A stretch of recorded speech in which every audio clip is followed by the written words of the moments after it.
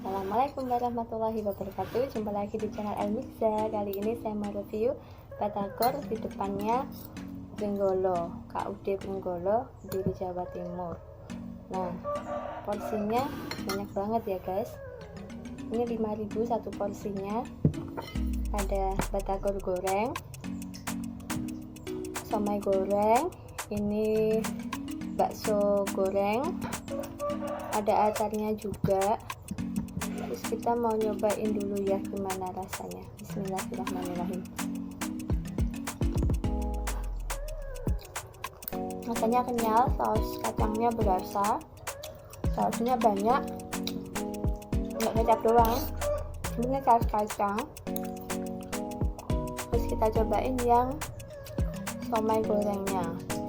Bentuknya crispy guys. Yummy banget, enak banget, porsinya banyak, udah enak, cocok dimakan di siang hari kayak gini, pengen ngemil, kita belinya batagor kayak gini ya.